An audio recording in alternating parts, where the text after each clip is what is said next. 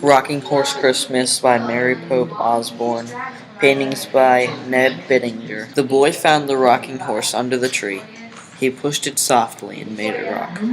"I'll call you Shadow," he said. Then he climbed on Shadow's back and they took off. Page 2. They rocked to the west and lassoed an outlaw. Page 3.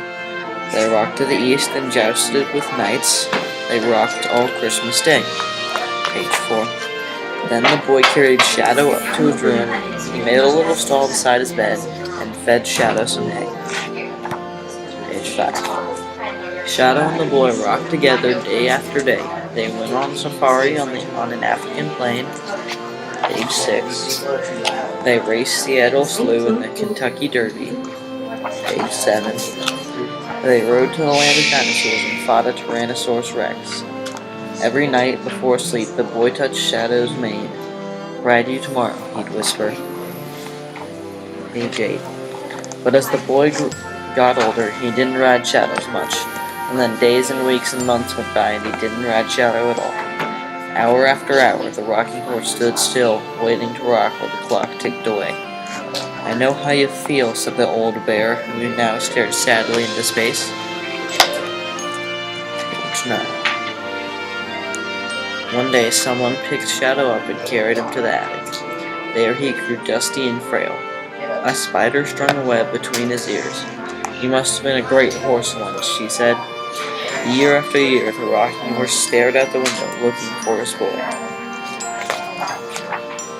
Sometimes he saw a boy playing catch in the yard or riding his bike down the street, but this boy was much taller than his boy. Once he saw a young man who looked a bit like his boy load a car and drive away. Another time he saw a man visit with a woman and a baby.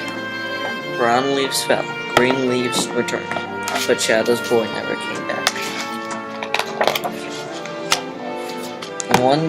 Then one year on Christmas Eve, a blizzard struck. Glass broke and the winds knocked Shadow over. Soon he was covered with a blanket of snow, and his spirit began to fade. Suddenly the hatch door opened and light streamed in. Then Shadow heard something that he hadn't heard in a long time. A boy's voice. "Look, Dad," the boy said. "The storm broke the window."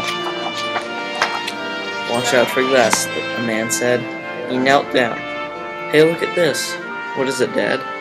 The man wiped the snow from Shadow's head. Shadow looked into the man's eyes and knew at once who he was. "He's my oldest friend in the world," the man said. The man carried the racing horse downstairs. They made a little stall in the dining room and fed him some hay. "What's his name, Dad?" the boy asked. "Shadow," the man said. "Hi, Shadow," the boy whispered, and he climbed on Shadow's back. "Giddy up," he said.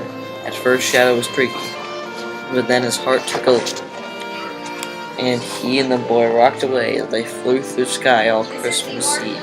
And he didn't come home until dawn. The end.